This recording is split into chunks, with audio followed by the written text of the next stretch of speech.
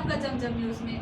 इंदौर के speciality hospital एवं HACL company के विरुद्ध ज्ञापन दिया गया। MGM मेडिकल कॉलेज को ज्ञापन सौंपा गया। मध्य प्रदेश राज्य कर्मचारी संघ एवं मध्य प्रदेश पैरामेडिकल एसोसिएशन के जिला अध्यक्ष गोपाल बाहर एवं गोविंद त्रिपाठी द्वारा माननीय अधिष्ठता महोदय डॉक्टर संजय दीक्षित एवं अधीक्षक सुपर स्पेशलिटी हॉस्पिटल इंदौर को HACL कंपनी एवं हॉस्पिटल की समस्याओं को लेकर ज्ञापन सौंपा गया। 11 सेंटर लैब में प्रतिदिन 1200 से 1500 जांचें हर विभाग में होती है। ज्ञापन देने में मुख्य रूप से योगेंद्र बुले, अनुपम डिकेम, संदीप जॉर्ज, विजेंद्र परमार, जितेंद्र सुमन, मीनाक्षी कदम, दुर्गा सिंह, सिली लाल, सोनाली वनकर, शिखा नामदेव, सुधीर गायकवाड़, अशोक पाटिल, सुभाष पाटीदार, डॉली यादव, कुंवर लाल, मनीष पाटनकर, स्वाति जैन, देवेंद्र मेहरा, धीरेन्द्र शुक्ला, योगेश।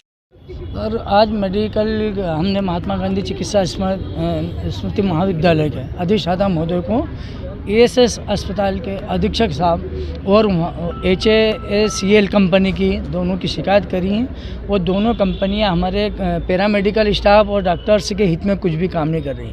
वहाँ पे दो कमिश्नर साहब के दबाव में आके हमने सर के डीन साहब का आदेश का पालन करते हुए वहाँ पे हमने काम करने गए और सेंट्रल लैब अच्छे से संचालित कर रहे हैं, लेकिन वहाँ पे सुविधाओं का अभाव है पूरी तरह से। वहाँ पे सबसे पहले जो हमको जगह दी गई है वह पर्याप्त है। 100 लोगों का स्टाफ, पैथोलॉजी, बायोकेमिस्ट्री, माइक्रोबायोलॉजी का स्टाफ एवं डॉक्टर वहाँ कार्य करने में असमर्थ हो रहे हैं। वहाँ पे उन रूमों के अंदर वेंटिलेशन भी नहीं है, जिसके कारण सांस लेने में भी तकलीफ आती है। हमको वहाँ के रूम के दरवाजे बंद करना पड़ते हैं। ड्रेनेज 2 महीने में भी अधीक्षक महोदय या HACL कंपनी और UDS के कर्मचारी 2 महीने में भी उसकी व्यवस्था को अभी तक ठीक नहीं कर पाए। हमारा पैर बाथरूम के अंदर पूरा शूज हमारा गीला हो जाता है, ऐसे करके जाना होता है। अधीक्षक साहब को शिकायत करते हैं तो बोलते हैं जाइए आप 3rd फ्लोर पर जाइए, 4थी फ्लोर पर जाइए। वो क्यों नहीं अपने चेंबर में जो बाथरूम बनाए हैं उस चेंबर में से बाहर निकल के वो क्यों नहीं जाते हैं 3री फ्लोर पर? वो सुख सुविधाओं के इसमें रह रहे हैं और उनका जो स्टाफ परिवार है घर जैसा उसको लेकर नहीं चल रहा है। उनके पास जाते हैं तो आप शब्दों के साथ शुरुआत करते हैं, ऊँची आवाज़ में बोलते हैं, जो कि एक अधिकारी को ये ठीक नहीं लगता। उसको अपना अस्पताल चलाना है, उसको इतना बड़ा प्रभार दिया तो अच्छे से चलाए। जो बाथरूम में है उसकी जब नाली टिपी नहीं तो आप सिविल कार्य करवाइए, इंजीनियर को बुलाइए। बोले 3 साल का ठेका हो गया। हमारे विभागाध्यक्ष, तीनों विभागाध्यक्षों ने डीन साहब को वहाँ पे चिट्ठी लिखी, लेकिन आज दिनांक तक किसी ने भी वहाँ पे जाके वस्तु स्थिति का जायजा नहीं लिया। विभागाध्यक्ष ने तो ले लिया, लेकिन जो मेन करता धरता है उनको जाके देखना चाहिए कि हाँ हकीकत है कि नहीं।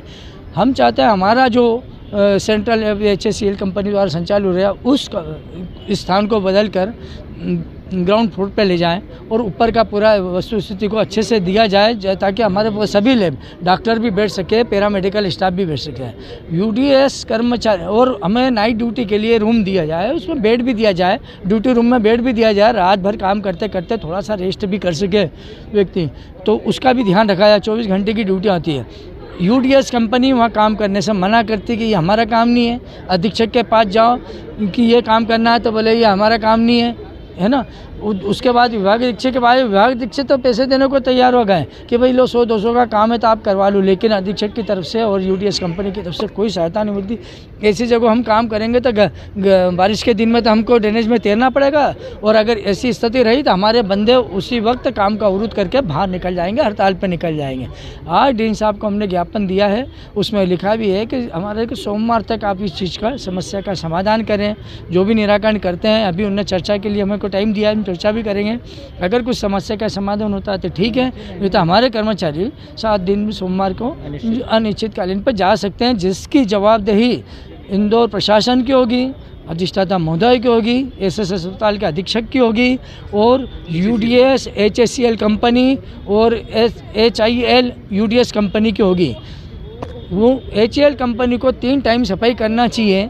ठेका आपने ले रखा है मध्य प्रदेश का, 1 टाइम पे आते हैं, 3 शिफ्ट में वहाँ पे ड्यूटियाँ चलती हैं। महिलाएं बाथरूम में जाती है, इतनी गंदगी होती है, उनको UTI इन्फेक्शन हो सकता है। उसकी उनको जवाब नहीं। जो डॉक्टर मरीजों की सेवा कर रहा है वो खुद बीमारी के आधार में पड़ा है, तो दूसरों की सेवा तो उसके लिए करना ही भी मुश्किल हो जाएगा।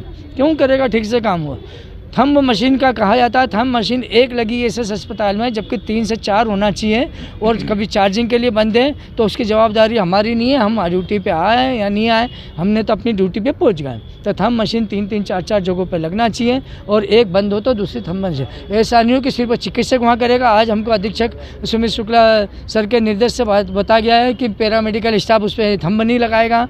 आज हमने नहीं लगाई, नर्सिंग स्टाफ को बोल दिया है वो थंब नहीं लगाएंगे, नहीं लगाई। आप ऐसा भेदभाव करेंगे तो कहाँ से कर्मचारी और हमारे पीजी स्टूडेंट्स को थंब इम्प्रेशन करें। हम चाहते हैं हमारी समस्या का समाधान करें, नहीं तो ये आंदोलन उग्र रूप से लेगा तो पूरा पैरामेडिकल, सारे पीजी डॉक्टर सब मैदान में मोर्चा संभाल लेंगे। और हम कमिश्नर साहब से भी कल मुलाकात के लिए टाइम ले रहे हैं, उनको भी हम ये आवेदन देंगे, क्योंकि सबके चीफ वो हैं। मीटिंग में किसी भी कर्मचारी एसोसिएशन के सदस्य को नहीं बुलाया जाता है जब कोई निर्णय लिया जाता है। हम इतना अक्षम ही नहीं है कि हम भी कुछ सुझाव दे सकते हैं। आप पैरामेडिकल को बुलाइए, पीजीज को बुलाइए, कुछ अच्छे निष्कर्ष आप जो कर रहे हैं उसमें कुछ सुधार कर सकते। और किसी चीज़ को चालू कर रहे हो तो पहले उस स्थान को देखिए, खुद प्रैक्टिकली करके 15 दिन वहाँ रह के देखिए कि यहाँ पे क्या क्या असुविधा है, उस सभी सुविधा का काम पूरा होगा। मेरा नाम गोपाल भार, मध्य प्रदेश राज्य कर्मचारी संघ, जिला अध्यक्ष, इंदौर।